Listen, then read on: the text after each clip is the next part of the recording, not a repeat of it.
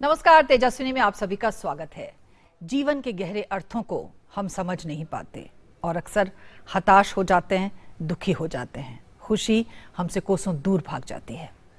जिंदगी के मर्म को लेकिन समझा और आज उस मर्म को दूसरों को भी समझाने की कोशिश कर रही हैं हमारी तेजस्विनी, जिन्होंने दुनिया को ये बताया कि आखिर खुशियों को कैसे पा सकते हैं, दुखों से कैसे दूर रहा जा सकता है, एक जीवन शैली में क्या कुछ बदलाव किए जा सकते हैं ताकि हम हमेशा प्रसन्नचित्त रहें।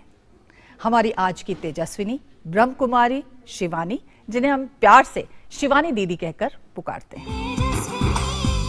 हमें ये याद रखना होगा, my thoughts become destiny, not my desires become destiny, not my talent becomes destiny, my thoughts become destiny. तो थॉट को क्लीन करना होगा, थॉट की चेकिंग करनी होगी। I will get who I am. आध्यात्म की राह आसान नहीं, लेकिन जो एक बार इसमें रम जाए वो इसी का होकर रह जाता है। ऐसा ही कुछ हुआ शिवानी दीदी के साथ। उन्होंने बचपन में अपने माता पिता के साथ ब्रह्म कुमारी विश्वविद्यालय में जाना शुरू किया। शुरू में अनिच्छा जरूर रही, लेकिन जैसे जैसे वहां के कार्यक्रमों में शिरकत बढ़ती गई, आध्यात्म से इनका जुड़ाव बढ़ता चला गया। पुणे महाराष्ट्र में जन्मी शिवानी दीदी ने 1994 में पुणे विश्वविद्यालय से इलेक्ट्रॉनिक्स इंजीनियरिंग में स्नातक किया। 2 सालों तक भारतीय विद्यापीठ कॉलेज ऑफ इंजीनियरिंग पुणे में लेक्चरर रही। फिर उसके 1 साल के भीतर ही ब्रह्म कुमारी संस्था से 1995 में एक बार दोबारा जुड़ गई। करीब 12 वर्षों तक संस्था से जुड़े रहने के बाद शिवानी दीदी ने संस्था की ओर से अवेकनिंग विद ब्रह्मा कुमारी इस कार्यक्रम शुरू किया, जो आज तक जारी है। आज शिवानी दीदी की पहचान देश विदेश में एक प्रखर वक्ता के रूप में होती है। जीवन दर्शन और आध्यात्म पर दिए गए इनके व्याख्यान उत्कृष्ट श्रेणी के माने जाते हैं। शिवानी दीदी अनेक समाजसेवी कामों से भी जुड़ी हैं। ऑर्गन डोनेशन और वर्ल्ड साइकियाट्रिस्ट एसोसिएशन में भी इनका योगदान सराहनीय माना जाता है। प्रखर वक्ता और आध्यात्मिक शिक्षिका शिवानी दीदी हैं हमारी आज की तेजस्विनी।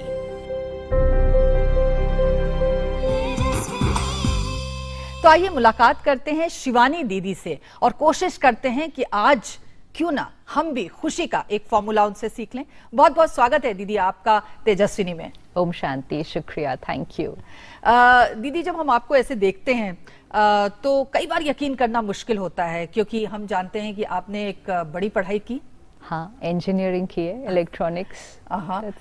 तो इलेक्ट्रॉनिक इंजीनियरिंग करने के बाद अध्यात्म की तरफ कैसे आपका झुकाव हो गया, कैसे जिंदगी में ये बदलाव आ गया? एक्चुअली एक बहुत बड़ी भ्रांति जो है ना, हमें लगता है कि आध्यात्म जीवन का एक अलग पहलू है। तो हमें लगता है ये पढ़ाई है, ये करियर है, ये परिवार है और ये आध्यात्म है। तो हमें लगा जैसे 2 अलग अलग रास्ते हैं। इसीलिए जैसे आपने पूछा, इसी तरह से कई बार लोग यही पूछते हैं, आप इस रास्ते को छोड़ के उस रास्ते पे कैसे चले गए? यू नो, तो वो शब्द इटसेल्फ मीन्स कि जैसे वो कोई अलग रास्ता है। आध्यात्म कोई अलग रास्ता नहीं है। आध्यात्म मीन्स जीवन में जो हम कर रहे हैं, परिवार को संभाल रहे हैं, एक बच्चा पढ़ रहा है, आप करियर अपना चला रहे हैं, सही सोचना, सही महसूस करना, सही व्यवहार करना और सही संस्कार, दैट्स अध्यात्म, स्पिरिचुअलिटी। स्पिरिचुअलिटी मतलब स्पिरिट, आत्मा, उसके जो निजी गुण हैं वो आपके व्यक्तित्व में आए।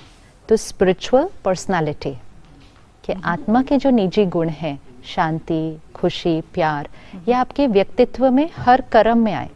तो वो तो पढ़ाई के समय, प्रोफेशन के समय, रिश्तों में हमेशा चाहिए। पर क्या आप ये बात सही है आपकी और सुनने में बड़ी अच्छी भी लगती है और समझ में भी एकदम आती है, लेकिन उसे जिंदगी में उतारना कोई आसान काम नहीं होता। मुझे ये बताइए कि क्या शुरू से आप इसी प्रकार से सोचती थी या कोई ऐसा मोड़ आया, कोई ऐसा समय आया जब जिंदगी के असली मतलब मायने समझ में आने लगे? नहीं, शुरू से ऐसा नहीं सोचते थे। एंड कोई ऐसी जीवन में कोई मोड़ भी नहीं आई, क्योंकि वो भी एक नॉर्मल बड़ा क्वेश्चन होता है, आपकी लाइफ में कौन सी ट्रेजेडी हुई जिसकी वजह से आप उस तरफ चले गए। क्योंकि लोगों को लगता है कि जरूर कुछ ना कुछ हुआ होगा, बट ऐसा कुछ नहीं था। लाइफ मोर और लेस परफेक्ट, क्योंकि उस समय मतलब 25 साल पहले स्टूडेंट लाइफ आज के जैसे नहीं थी ना। हमें कोई स्ट्रेस वगैरह नहीं होता था एंड पढ़ाई में अच्छे थे, I was almost coming first in my class, तो फिर वो भी कोई ऐसा स्ट्रेस का इशू नहीं था घर, तो कुछ भी नहीं था, there was no problem. But मेरे पेरेंट्स ब्रह्मा कुमारीज में जाते हैं, मेडिटेशन उन्होंने सीखना शुरू किया और फिर भी मुझे इंटरेस्ट नहीं था। तो मेरी मम्मी की बहुत इच्छा थी कि मुझे भी आना चाहिए सेंटर, तो जितना उन्होंने मुझे वहाँ पर लाने की कोशिश की मैं उतना और थोड़ा सा दूर होती गई, बिकॉज वो रिबेलियन वाला एटीट्यूड, यू नो, मैं किसी का कहना मान के थोड़ी कहीं जाऊंगी, मुझे, एंड मोस्ट इम्पोर्टेंट, मुझे ज़रूरत नहीं है, लाइफ परफेक्ट है तो मुझे ज़रूरत नहीं है।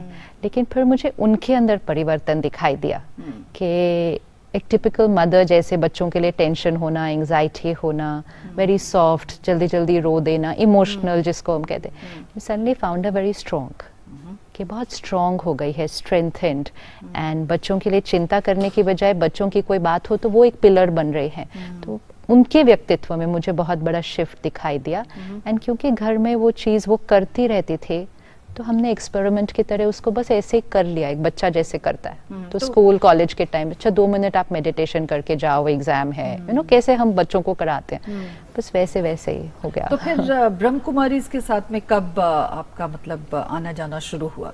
इंजीनियरिंग जब मेरी पूरी हुई तभी मम्मी ने कहा कि सेंटर पे मेडिटेशन भी अब सीखनी चाहिए, तो भी मुझे इंटरेस्ट नहीं था, तो हफ्ते में एक बार थोड़ा सा, तो इट्स बीन बहुत ग्रेजुअल जर्नी, ऐसा नहीं है कि एकदम से जाना शुरू किया ये किया, बट तो उसको हो चुके हैं बट 1996 से। उसके बाद आपने जॉब भी की? हाँ, हमारा अपना बिजनेस था, मेरे हस्बैंड का और मेरा, तो उसमें I was part of that for about 1996 से 2004 तब तक। तो आप यू आर मैरिड? हाँ जी, आप मैरिड हैं। हाँ जी। तो ये जो मतलब एक कह सकते हैं कि पूरा समय ब्रह्म कुमारी इसको देना और जिंदगी में मतलब अध्यात्म की तरफ मुड़ गई हैं आप, तो क्या ये शादी के बाद हुआ या शादी से पहले ही हो गया? शादी से पहले मुझे पता चला था, हम जाते भी थे कभी कभी, लेकिन मुझे वो उतना इंटरेस्ट या कि ये मेरी जीवन है ऐसा नहीं। एक है आप जा रहे हो एक बच्चे की तरह पेरेंट्स के साथ, अच्छी लग रही है आप जा रहे हो, बट ये मेरी जीवन जीने का तरीका है, वैसा वाला डिसीजन नहीं था। बट शादी के 2-3 महीने पहले मुझे बहुत इंटरेस्ट आना शुरू हो गया तो इसलिए आई कैन से कि शादी के पहले दिन से ही है। yes. तो क्या कभी हस्बैंड ये नहीं कहते कि मतलब एक क्या सन्यासी की तरह जीवन आप क्यों जी रहे हैं? भाग्य कह ले, फॉर्च्यून कह ले कि आपको कोई ऐसा मिल जाता है जो आपको सपोर्ट करे आपकी लाइफ की चॉइसेस में, and I can just say thank you to God and thank you to him for that. तो दीदी जिंदगी में इतने अट्रैक्शंस हैं, इतनी चीजें हैं, आप हमेशा सफेद साड़ी पहनते हैं जैसे कि ब्रह्म कुमारीज पहनते हैं, कभी लगता नहीं कि हम जिंदगी में कलर्स तो अच्छी चीज होती है, रंग तो बहुत खूबसूरत होते हैं, उनसे क्यों नाता तोड़ लिया? कोई ऐसे नाता नहीं तोड़ा है बिल्कुल भी, और ऐसा भी नहीं है कि पहन नहीं सकते हैं, पहनते भी थे, है ना, पहनते भी थे। ब्रह्मा कुमारीज में कुछ बहनें हैं जो सेंटर संभालती हैं, क्योंकि आज 130 देशों में 8,000 सेंटर्स हैं, एंड लगभग 35 से 40,000 बहनें समर्पित सरेंडर्ड बहनें हैं, तो हर सेंटर पे 4-5 बहनें हैं। तो जो बहनें सरेंडर्ड हैं वो वाइट ड्रेस पहनती हैं, क्योंकि एक यूनिफॉर्म है, सादगी, सिंप्लिसिटी और यूनिफॉर्मिटी के सारे एक जैसे होंगे, तो वो यूनिफॉर्म है उनकी जो सेंटर पे रहते हैं। जो सेंटर पे मेडिटेशन सीखने जाते हैं और रोज क्लास के लिए, सत्संग के लिए जाते हैं, वो तो अपने नॉर्मल कलर्स पहनते हैं और अपने जॉब पे जाते हैं वहाँ से। तो जब मैं सेंटर पे वैसे ही जाती थी तो वाइट नहीं पहनते थे, हम अपने नॉर्मल सारे कलर्स और जो भी कपड़े पहने हैं। पर जब से ये टीवी प्रोग्राम शुरू किया अवेकनिंग, तो फिर आप ऑर्गेनाइजेशन की यूनिफॉर्म में ही ऑर्गेनाइजेशन को रिप्रेजेंट करेंगे, तो इट्स जस्ट शुरुआत हुई, तो फिर वो पहनना शुरू किया, अच्छा लगने लगा। अब वो, बट वो ऐसा कोई डिसीजन नहीं होता है कि अब कलर नहीं पहनना, ये वाइट पहनना, शायद वो जिंदगी में अपने आप उतर आता है आपको। इट्स अ वेरी बहुत नेचुरल, ग्रेजुअल, इट्स नॉट ऐसे। अच्छा, ये बताइए दीदी कि जैसे आप मतलब पहले तो एक नॉर्मल स्टूडेंट की तरह जैसे आप कह रही हैं वो थी, और फिर आप उसके बाद आपकी जीवन शैली में बदलाव आया और आप प्रवचन करने लगी, आप लोगों को बताने समझाने लगी, तो ये जो रोल है जो आपकी फ्रेंड्स रही होंगी पहले की या जो लोग रहे होंगे, उन्होंने कैसे एक्सेप्ट किया कि मतलब एक वो शिवानी और अब शिवानी दीदी के रूप में क्या उनको कुछ मतलब क्या उनके एक्सपीरियंस है? पहले जब ब्रह्मा कुमारीज में सिर्फ जाना शुरू किया, ये रोल नहीं, सिर्फ जब जाना शुरू किया तब भी कोई बहुत पॉजिटिविटी नहीं मिलती आसपास के। आज के समय के हिसाब से नहीं है ना, 20 साल पहले 25 साल पहले आज अलग है। आज एक्सेप्टेंस ज़्यादा मिलता है कि हाँ हम मेडिटेशन कर रहे हैं। हाँ 25 years बैक जब मैंने जाना शुरू किया, माई फ्रेंड्स फेल्ट के मतलब मुझे क्या हुआ है। In fact one of them asked के कोई बात थी तो मुझसे कर लेती। वहाँ मतलब उनको लगा कि मेरे जीवन में कोई दुख आया, कोई संकट आई और you know my friends were not there and मैं उस तरफ चली गई। तो थोड़ा सा एक रेजिस्टेंस मिलता है क्योंकि उनको जैसी आदत है आपको देखने की, आपके व्यवहार को, आपके लाइफस्टाइल को, सडनली वो बदलता है। तो फ्रेंड्स के लिए वो उतना इजी नहीं होता है एक्सेप्ट करना। बट जब कुछ सही लगे तो इवन अगर आसपास से बहुत ज़्यादा सहमति ना मिले उस बात के लिए तो हम चल पड़ते हैं। तो ये बताइए कि जीवन में क्या कुछ बदलाव इंडिविजुअली आपके आए, मतलब जो आप पहले करती थी वो अब आप नहीं करती? जो पहले करते थे वो अब नहीं करते। अब मैं जॉब नहीं करती, मैं वर्क नहीं करती, लेकिन अब सेवा करती हूँ। एंड बाकी तो लाइफ नॉर्मल ही है जैसी है, लेकिन सोचने का तरीका बहुत बदल गया, बात करने का तरीका बदल गया, व्यवहार में काफी परिवर्तन है, मेरे अपने संस्कारों में बहुत परिवर्तन है। That is. लेकिन ये जो व्यवहार में परिवर्तन लाना होता है, संस्कारों में बदलाव लाना होता है, सोच को एक अलग तरह से एक पॉजिटिव वे में होता है, ये कहना तो बहुत आसान है, लेकिन इसको अपने जीवन में उतार पाना बड़ा मुश्किल होता है। जैसा आप रोज सुनेंगे, पढ़ेंगे, फिर उस पर ध्यान मनन चिंतन करेंगे, वो आपके जीवन में आना शुरू हो जाएगा। हर एक के अंदर अलग अलग आएगा। जैसे एक स्टूडेंट है, हर एक उसी पढ़ाई को कितना लेता है। जैसे कोई डॉक्टर बन रहा है, कोई लॉयर बन रहा है, हर एक उसी कॉलेज में जाएगा, हर एक पढ़ेगा, लेकिन हर एक अलग अलग तरह से उसको इम्प्लीमेंट करेगा। इसी तरह स्पिरिचुअलिटी भी एक पढ़ाई है, मेडिटेशन एक अभ्यास है, हर एक करता है और हर एक के अंदर परिवर्तन आता है और वो परिवर्तन उसको खुद ही पता है। सपोज मुझे आपकी कोई बात आज अच्छी ना लगे एंड मेरी एक्सपेक्टेशन थी आप मुझसे इस तरह से बात करेंगे और आपने कुछ बिल्कुल ही अलग तरह से बोल दिया, तो मुझे बुरा लगता है। पहले कितना बुरा लगता था, पहले तो शायद मैं वापस जवाब भी दे देती, अब तो जवाब नहीं दूंगी, दैट इज फॉर श्योर। बिल्कुल। अब अंदर भी बुरा कितनी देर लगता है, पहले अगर 1 घंटा लगता था, फिर धीरे धीरे 20 मिनट्स पे आया होगा, अब तो बुरा ही नहीं लगता, क्योंकि अब लगता है कोई बात नहीं, उनका मूड ठीक नहीं होगा, मैं ही बात कर लेती हूँ चल के, तो वो चेंज आ जाता है। क्या बात है। और शिवानी दीदी से अभी बातचीत का सिलसिला जारी रखेंगे, आप कहीं ना जाइए, एक छोटा सा ब्रेक ले लेते हैं, देखते रहिए तेजस्विनी। एक मंदिर, दरगाह या गुरुद्वारा नहीं छोड़ा था जहाँ इसकी मिलने की मन्नत ना मांगी हो। स्टेशन पर खो गई थी ये रितु, मेरी बेटी।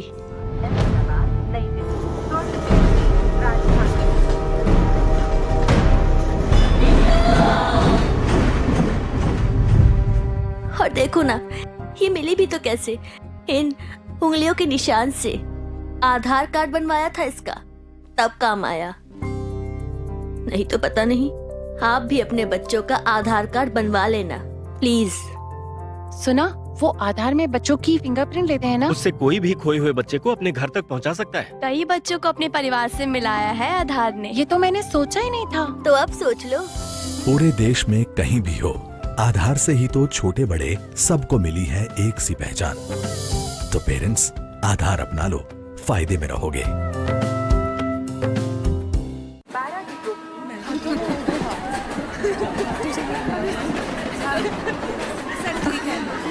आजा। कैसा रहा काम का पहला दिन? अच्छा था। दीदी, आप गर्भ निरोधक गोलियां लेती हैं? हाँ, क्यों? नहीं, वो गांव में बुआ जी कहती थी कि सर टकराने से सर पे सींग निकल आते हैं, या फिर फल का बीज खा लिया तो पेट में पेड़ उगेगा, है ना? और ये भी कहती होगी कि गर्भवती औरतों को नदी नहीं पार करनी चाहिए। बुआ जी तो ये भी कहती होंगी कि लड़कियों को नौकरी नहीं करनी चाहिए। तुम तो करती हो। बुआ जी की सब बातें कब से मानने लग गई। यूं ही रह मत मानो, गोली की सच्चाई को जानो।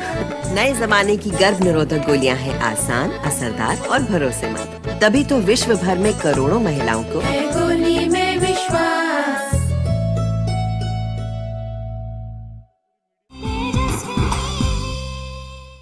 तेजस्वी में एक बार फिर से आपका स्वागत है। आज हमारे साथ ब्रह्म कुमारी शिवानी, जिन्हें प्यार से हम शिवानी दीदी कहते हैं, हमारे साथ हैं और कुछ जीवन दर्शन की भी हम बात कर लें। यहाँ पर अक्सर हमने देखा है कि आजकल लोग बात बात पे बड़ा गुस्सा हो जाते हैं, छोटी छोटी बातों में तकरार हो जाती है और फिर उसके बाद बहुत बड़ा तनाव लेकर हम लोग आते हैं, चाहे वर्क प्लेस हो या घर हो। क्या हम इससे मुक्त हो सकते हैं? जो तनाव है वो बाहर की परिस्थितियों में नहीं है, वो तो परिस्थिति है, चाहे वो काम है, चाहे वो एक स्टूडेंट के लिए पढ़ाई है, चाहे वो एक हस्बैंड वाइफ रिश्ता है, चाहे वो एक पेरेंट चाइल्ड रिश्ता है।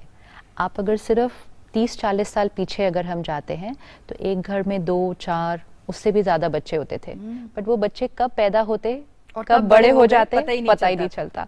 पेरेंट्स को ये पता हो कि बच्चा कौन से कॉलेज में आज एडमिशन लेने जा रहा है, कौन सा, बस ऐसे ही हो जाता था सारा कुछ। आज आप देखिए पेरेंटिंग कैसा है, 1 या 2 बच्चे हैं लेकिन उसमें भी इतना कुछ हो जाता है। तो इट्स नॉट कि रिश्ता बदला है, इट्स नॉट के प्रेशर्स बदले हैं, इट्स जस्ट के प्रेशर को फेस करने वाली जो शक्ति है वो है हमारा मन, आत्मा, जो सोचती है, बोलती है, महसूस करती है और कर्म में आती है।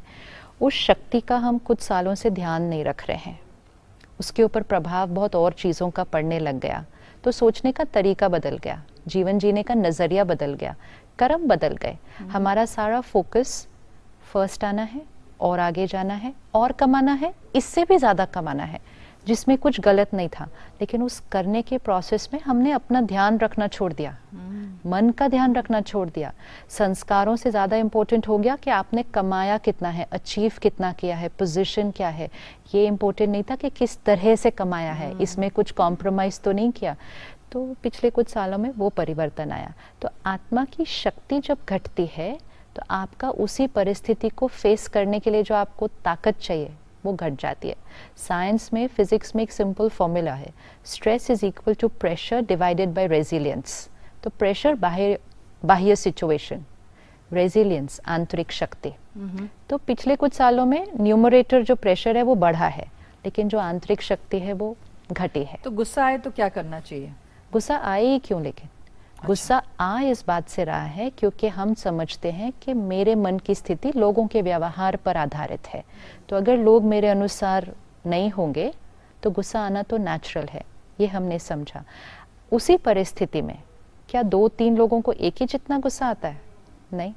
आप यहाँ सेट पर हैं, अभी कुछ हो जाए, सपोज कुछ गलत कर ले कोई, बिल्कुल 3 लोग अलग अलग तरह से रिस्पॉन्ड करेंगे, है ना, पर परिस्थिति तो तीनों के लिए सेम थी। एक आराम से शांत रहेगा, एक थोड़ा सा गुस्सा करेगा, एक बहुत जोर से चलाएगा। सड़क पे देख लो, 2 गाड़ी की टक्कर होती है, कोई तो बस ऐसे वेव आउट करके चला जाता है, कोई सड़क पे खड़े होकर सबको ट्रैफिक को रोक देता है। Situation is the same, react करने का तरीका। तो जिसकी आंतरिक शक्ति जितनी कम होगी उसका रिएक्शन उतना ही ज्यादा होगा।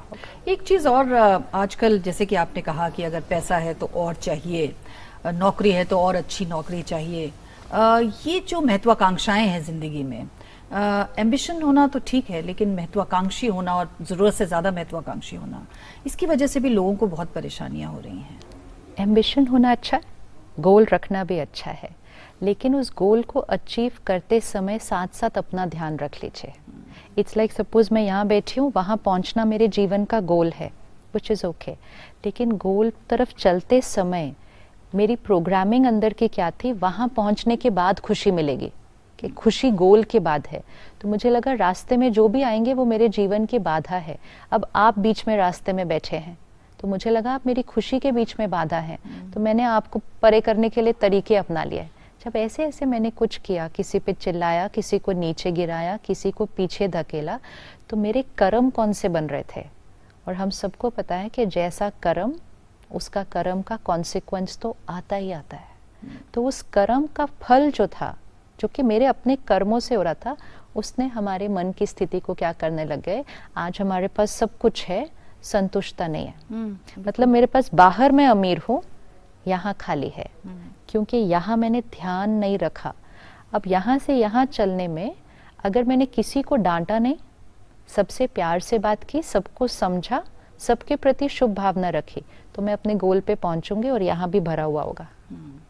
तो goal is not the problem, लेकिन गोल की तरफ जाने का तरीका, सबके साथ रिश्ते कैसे चल रहे हैं। अगर दिन में 4 लोगों को डांट दिया, वो कैसी एनर्जी भेजेंगे हमें सारा दिन। हम तो 1 मिनट की डांट करके निकल जाएंगे, वो कितने घंटे भूलेंगे नहीं। तो उनसे हमें कौन सी वाइब्रेशन आने वाली है, तो ये खाली तो होता ही जाएगा ना। बिल्कुल। लेकिन दीदी एक बार ये भी देखा गया है कि अक्सर मतलब जिस तरह की सिचुएशंस आजकल हम देखते हैं, कई बार ऐसा लगता है कि आत्मा नाम की चीज़ लोगों में से ख़त्म हो रही है।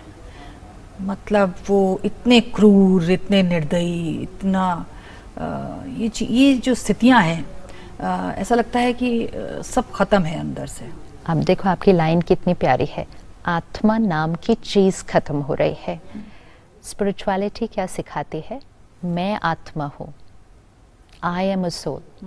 मैं आत्मा हूँ, बाकी सब कुछ मेरा है। इसीलिए आप कहेंगे मेरा सर दर्द हो रहा है, तो मतलब आप शरीर को भी मेरा कहते हैं। फिर मेरा नाम, फिर मेरा परिवार, एवरीथिंग इज माइन, सब कुछ मेरा है। वो कौन है जो कह रहा है ये सब कुछ मेरा है? मैं कौन? वो आत्मा। लेकिन आत्मा के संस्कार कौन से हैं? पवित्रता, प्यार, शांति, शक्ति और खुशी। इन संस्कारों को अगर आपने यूज कर लिया तो आप आत्मा के संस्कारों को यूज कर रहे हैं। जब इन संस्कारों को आपने दबा दिया तो जैसे आपने जो लाइन बोली, आत्मा ही खत्म हो गई। आत्मा मीन्स कॉन्शियस, वो सोल। तो हम जैसे कहते हैं इस गाने में से आत्मा ही खत्म हो गई, इस चीज में से मतलब उसकी जो पावर थी, प्योरिटी थी, वो खत्म हो गई, सब बाहर आउटर रह गया। तो वो सोल पावर को ही तो वापस अवेकन करना है। अच्छा, अगर बच्चों की हम बात करें और बच्चों की जीवन शैली में जो परिवर्तन आ रहा है, ख़ास तौर पर मीडिया का ये युग है, सोशल मीडिया का युग है, कई तरह के गैजेट्स हैं, तो बच्चों को किस प्रकार से जीवन के मूल से परिचित कराया जाए, कैसे उन्हें बताया जाए, ये भी एक आजकल के पेरेंट्स के सामने एक बहुत बड़ी समस्या आती है। देखो, जब हम स्कूल में थे तब मीडिया नया नया शुरू हुआ था। मतलब मुझे याद है कि तब टेलीविज़न आया, दूरदर्शन आता था उस पे। तो लेकिन तब भी हमारे पेरेंट्स इस बात पे ध्यान रखते कि हमने क्या देखना है, क्या नहीं देखना है, कौन सी मूवी देखना अलाउड है, कौन सी मूवी देखना नहीं अलाउड है, ये हुआ करता था। तो वो जो घर की मर्यादाएं होती हैं, वो मर्यादाओं के अंदर जीवन जीना बहुत इम्पोर्टेंट है। इसीलिए आप देखिए रामायण में क्या दिखाते हैं कि मर्यादा की लकीर के अंदर सीता रहेगी अगर, तो रावण सीता को नहीं पकड़ सकता है। तो वो मर्यादा की लकीर, मतलब अपने जीवन की मर्यादा की लकीर के अंदर आप जब तक रहेंगे, रावण आपको नहीं पकड़ सकता। रावण मतलब विकार, वाइसेस, नेगेटिविटी। लेकिन रावण बड़े अट्रैक्टिव रूप में आता है ना सामने। बिल्कुल। तो वो रावण नेगेटिविटी के रूप में नहीं आता। तो वो सीता जी भी बाहर कब गई? जब रावण बड़े टेम्पटिंग रूप में आया सामने, वो हिरण के रूप में। तो हमारे सामने ये सब टेक्नोलॉजी, गैजेट्स, ये बड़े अट्रैक्टिव रूप में आए हैं सामने, हैं यूजफुल, आराम के साधन हैं, लेकिन यूज करने का तरीका की मर्यादाएं, वो मर्यादाएं तो घर को ध्यान रखनी पड़ेंगी, परिवार को ध्यान रखना पड़ेगा। अब वो समय गया कि हम चेक नहीं कर सकते कि बच्चे क्या देख रहे हैं, क्या सुन रहे हैं। तो कम से कम हमें ये करना है कि हर घर में, हर परिवार कम से कम आधा पौना घंटा सुबह कुछ सात्विक करें। हाई एनर्जी, दिन की शुरुआत सुबह की सात्विक होनी चाहिए कि स्पिरिचुअल स्टडी, पूजा, मेडिटेशन, योगा, प्राणायाम, आधा पौना घंटा भी अगर हर घर में रहे, वो जो आत्मा आपने कहा ना खत्म हो रही है, वो नहीं खत्म होगी। वो नहीं खत्म होगी। अच्छा, एक चीज़ और अक्सर हमने देखा है कि रिश्तों में भी बहुत कड़वाहट और एक दूसरे को लेकर सास और बहू, आप देखें पति पत्नी के बीच में या और रिश्तेदारियों में कटुताएं जो हैं वो बढ़ रही हैं, दीवारें खड़ी हो रही हैं, जिसकी वजह से हम देख रहे हैं डिवोर्स भी बहुत बढ़ रहे हैं। तो रिश्तों में किस प्रकार से मधुरता लाई जाए, उसके लिए आप क्या कहना चाहेंगे? रिश्ता लेबल नहीं होता कि हस्बैंड वाइफ, सास बहू। रिश्ता मतलब दो लोगों के बीच एनर्जी एक्सचेंज है। अब वो सास बहू है, पति पत्नी है, पेरेंट चाइल्ड है। अब ये दो जो हैं, जिसमें आपने कहा आत्मा खत्म हो गई है, तो दोनों की खत्म हुई, मतलब दोनों की आंतरिक शक्ति घटी। तो हस्बैंड वाइफ में डिफरेंस ऑफ ओपिनियन तो पहले भी होता था, सास बहू में पहले भी होता था, लेकिन पहले क्या था? सहन करने की शक्ति, एडजस्ट करने की शक्ति, बात को संभाल लेने की शक्ति, बात को खत्म करने की शक्ति, भूल जाने की शक्ति, वो सब शक्तियाँ आत्मा की शक्ति। जब वो आत्मा को एनर्जाइज नहीं किया तो हम कहते हैं मैं क्यों बोलूँ, मैं क्यों छोड़ूं, मैं क्यों झुकूं। आजकल हमें कपल्स मिलते हैं, we don't want to live together, हम नहीं रहना चाहते एक दूसरे के साथ, तो हम पूछते हैं कारण, just we don't feel like. ये कारण मिलता है कि just we don't feel like. तो वो चीज़ है, आंतरिक शक्ति जब तक इंडिविजुअल की नहीं होगी, रिश्तों में देने की ताकत नहीं होगी। तो रिश्ते हो गए मुझे चाहिए, मुझे प्यार चाहिए, मुझे सम्मान चाहिए। रिश्ते मांगने के लिए और लेने के लिए नहीं होता, रिश्ते सिर्फ देने के लिए होता है। लेकिन देने के लिए फिर खुद को भरो और फिर सारा दिन सबको देते जाओ। तो ये जो आत्मिक शक्ति या आत्मिक बल जिसकी बात आप कर रही हैं, चलते चलते ये कुछ टिप्स दीजिए हमें कि क्या ऐसी वो चीज़ें हैं जिन्हें हमें ज़िंदगी में लाना पड़ेगा ताकि एक बदलाव अपने जीवन में हम कर सकें। आत्मिक शक्ति मतलब हमें अपने इमोशनल डाइट को पहले चेक करना है। जो हम सुनते हैं, पढ़ते हैं, देखते हैं, उसी से हमारी सोच बनती है। जैसे आपने अभी कहा ना, बच्चों के ऊपर मीडिया और सोशल मीडिया का असर। तो जब तक आप और मैं स्कूल में थे, हमारे पास उतना मीडिया और सोशल मीडिया नहीं था।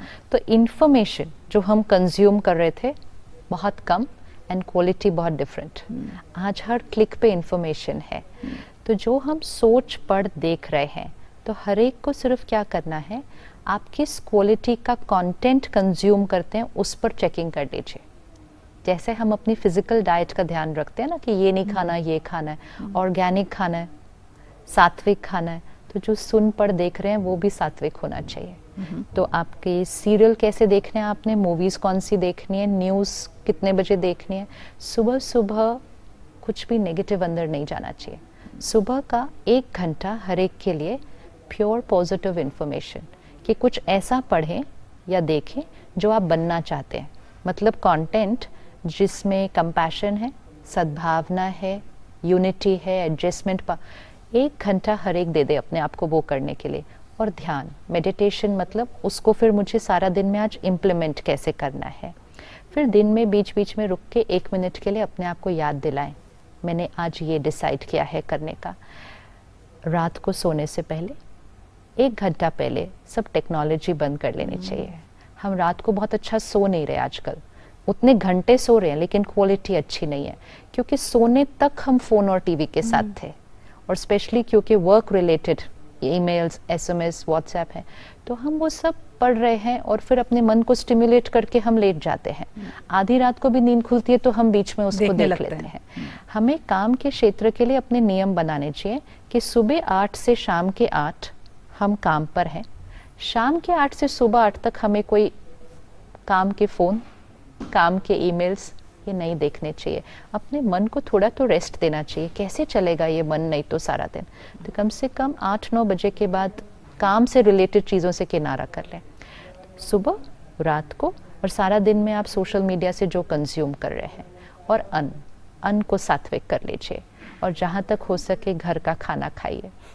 जितना हम धन के लिए बनाया हुआ खाना खाएंगे, हम सबको पता है जैसा अन्न वैसा मन। परमात्मा की याद में जब खाना बनता है हम उसको प्रसाद कहते हैं, और वो प्रसाद जो खाएगा उसकी मन बुद्धि प्योरीफाई हो जाती है। धन कमाने के लिए जो अन्न बनता है, तो फिर जितना जितना हम वो खाएंगे हमारी मन बुद्धि धन से ही जुड़ेगी। जब हम घर में खाना खाते थे और घर का मेंबर खाना बनाता था, तो हमारी फैमिली यूनिटी ज़्यादा थी। अब हमारे को घर में भी रिश्तों से ज़्यादा हम प्रॉपर्टी, डिवीजन, शेयर, इनकी बातें करते हैं। तो मतलब रिश्ते से ज़्यादा हमारे लिए वो धन का क्राइटेरिया ज़्यादा हो गया। जी, आपकी ये बातें सुनी और मुझे पूरी उम्मीद है कि हमारे जो देखने वाले हैं उन्होंने बहुत कुछ ज़रूर सीखा होगा और अपनी ज़िंदगी को कहीं ना कहीं बदलने की ज़रूर सोची होगी। बहुत बहुत धन्यवाद, बहुत बहुत शुक्रिया हमारे साथ तेजस्विनी में आज आने के लिए। आपका बहुत बहुत शुक्रिया। थैंक यू जी, शांति। तो ये थी शिवानी दीदी, जिन्होंने जीवन के मर्म को, जीवन के अर्थ को हमें समझाया। हमें उम्मीद है कि हम कहीं ना कहीं इसे अपने जीवन में ज़रूर अपनाएंगे। अगले हफ्ते एक और नई तेजस्विनी के साथ आपकी मुलाकात कराएंगे। तब तक के लिए इजाज़त दीजिए। नमस्कार।